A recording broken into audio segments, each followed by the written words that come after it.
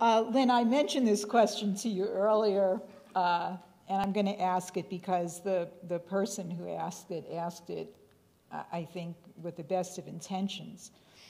And she says, Lynn, anyone whose basic activity involves policy making, whether it's domestic policy or international policy, will tell you that each morning, long before the official start of the business day, that they have a series of go-to sites where they basically surf to put together a strategic and political intelligence picture.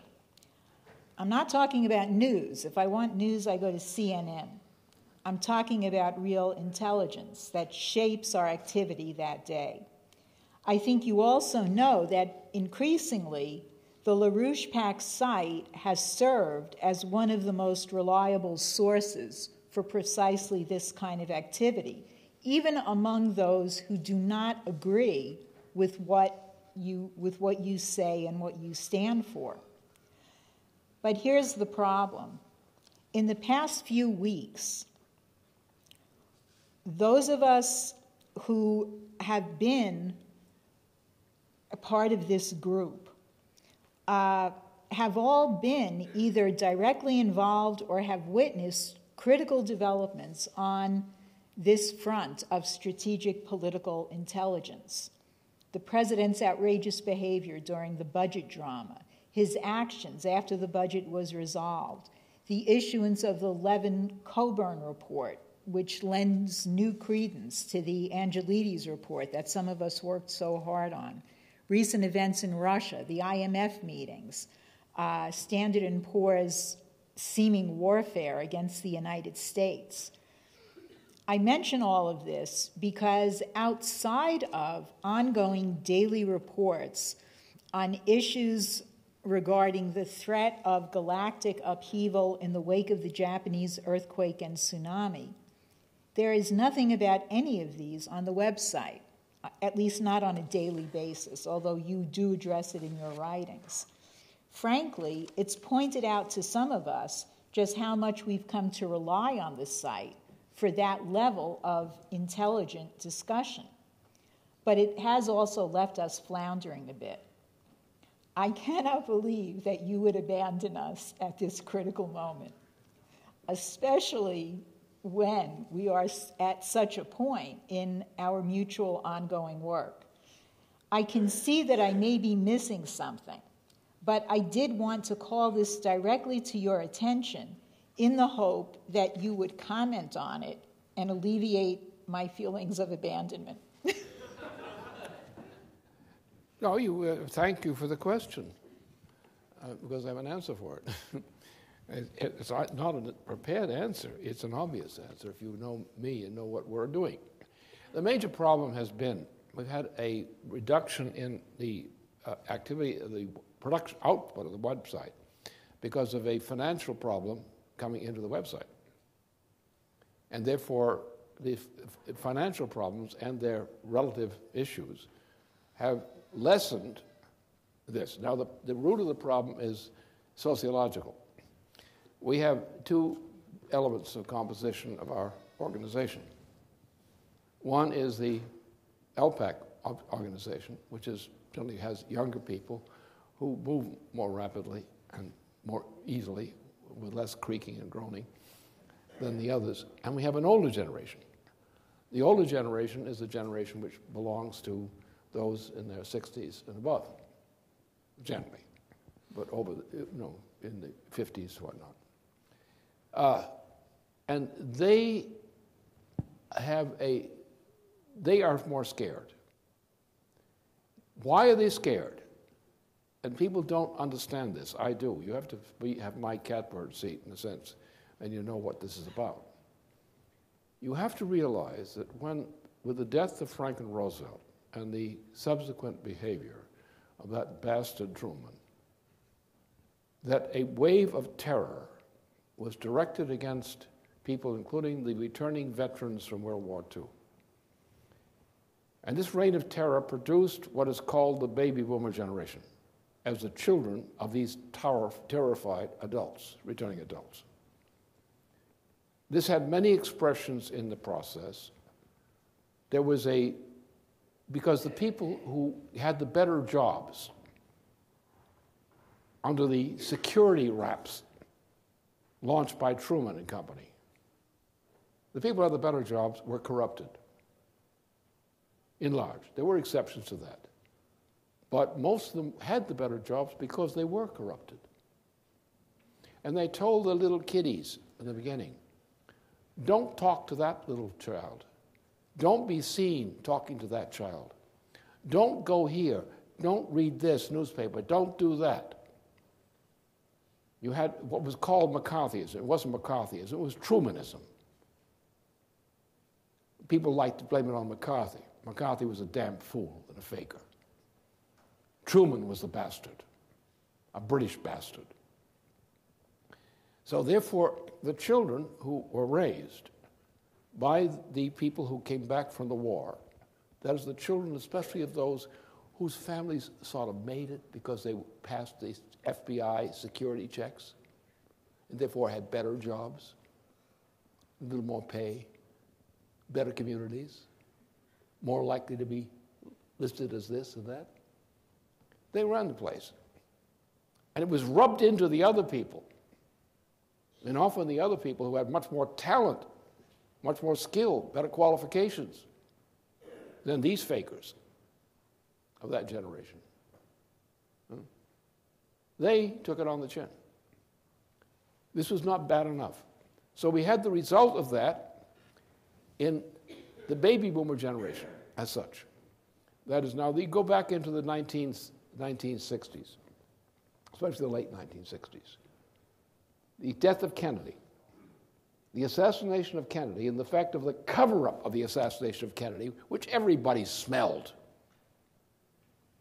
especially when his brother, who was about to win the election or nomination for presidential election, was killed too in 1968.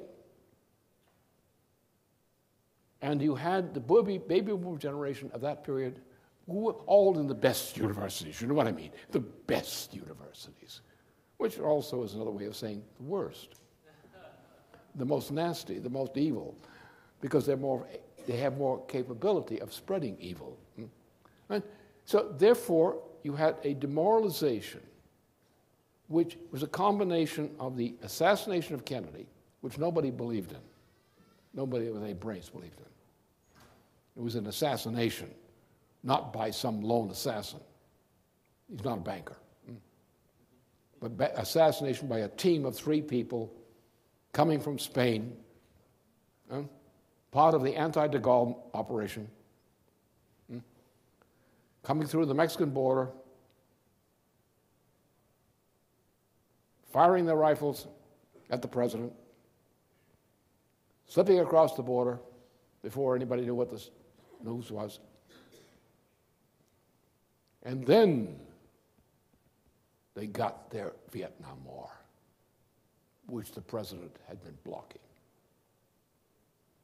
The anti-war sentiment built up during the middle and later years of the 1960s. And then you had the assassination of Bobby Kennedy. Chaos. Then you had what we call the baby boomer syndrome. And it was from the universities which had the greatest privileges in them that this element from those universities, which had been corrupted by the fact that their parents had been corrupted. That's why many of them were there, because they came from the right families, on the right lists. And they were told that they would have to go to military service in Vietnam. They're precious little things. We should risk these precious little things. Don't we have all these poor people we can send over there for as cannon fodder? Do we have to send our prizes? Huh? Then one day, in the middle of the 1960s, the word came down we're losing the war in Vietnam. We need more bodies. Some of you guys who are grades are not too good there in the universities these days. I think you're going to ship you out next. And you had a change. They turned rotten. They became the worst. And all the way through, from that point on, those who had become the most rotten from the best families dominated the political scene, dominated the sociology. Those who are really human found themselves defeated again and again and again. They didn't get the best positions. They were not considered politically correct. Some pot-smoking, whatnot thing running loose in Washington was considered elegance. You had Mark Rudd, for example, the national vendor of gonorrhea, his role of leadership in that particular part of the thing, became a part of the circles of President Obama in Chicago. And that's a signal to the rest of the population. Hey, who's going to get the job? Who's going to get the career? Who's going to be promoted? So you had a systematic demoralization of the children of a generation in the United States. Now, there's still some of these people, they're 60s now. They're still intelligent people. They can talk a good fight. They know things, but they're not fighters. Some of them took a time in fighting. Some of them fought on my side. But they didn't have the guts to stand up to what they were subjected to.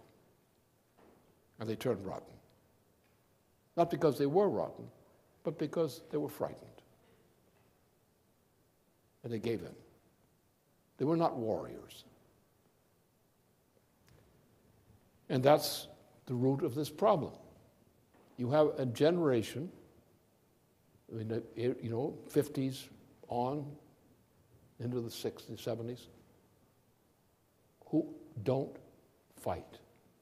They talk about issues. And now I'm talking about children or babies. They're talking about issues. Well, it's a good idea. Do you suppose we should vote for this guy? Or do you suppose that maybe we should do this? Do you suppose that maybe this is a good issue? Don't try to do it all at once. Build it up a little bit, niche by niche by niche by niche. Oh, gee, that didn't work out. I'm getting discouraged. This isn't working. Well, we'll try again. I say, as I have said, but even among my own associates who are of the baby boomer generation, they have a weakness. When I say Glass-Steagall, I mean it. I mean nothing but Glass-Steagall. But that's already settled as far as I'm concerned. The question is, what do you do to go with it? Huh? What's the menu, the full menu? Glass-Steagall is the name of the menu. What are the fixings that go with a meal? Right? Glass-Steagall is the beginning and end of the life of this nation right now. The baby boomer generation does not like to think the way I think. They don't like to assume that they're to make a decisive action. They want to influence the process, not change it. You got a baby there with a diaper. He's been sitting in a diaper for 2 days. They want to fix the problem, not change the baby.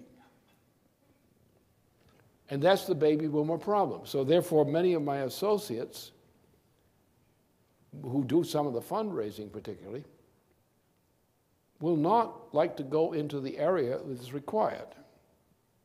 That is a real heel and toe fundraising. They like to get on a phone, talk to somebody of their generation they like, and hope that that guy will come through with their financial support. As to people like me, this is not an option. This is not a form of entertainment. This is not a trip to the theater or a holiday in Florida at the right season. This to me is a war in which the meaning of life is dedicating oneself to purposes and missions which mean something for the future of humanity and mean something also as a vindication of the mission bequeathed to us from the past. Very few people in society have the guts to do that. Now, what's my response to it? I've got people among me, about the boomer generation in particular, but not only them, who really do not have the guts for a long war, who can't stand it. They become weary, weak, frightened. They're not warriors. They're volunteers who are trying to help out in a cause. But they're not warriors. Old characters like me, I'm a warrior. Never killed anybody, but I'm a warrior. I tried to kill some bad ideas. I think that's a more durable accomplishment, and to promote some good ones. So therefore, I have a characteristic which other people don't have, because I'm an old warrior. And that's why you still see me standing up here. I'm an old warrior. And I like being an old warrior. Well, the oldness part could be improved upon, but the rest of it is fine.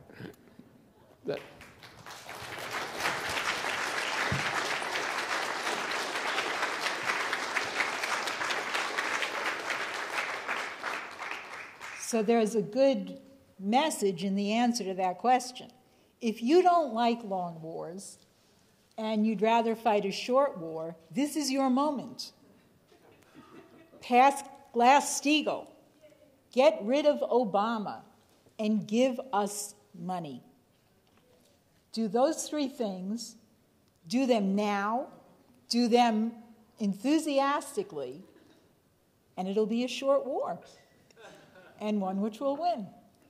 So with that, I want to thank Lynn and thank you, because you've been a good audience. But please do join me once more in thanking Lynn. Thank you all. Have fun. Have fun.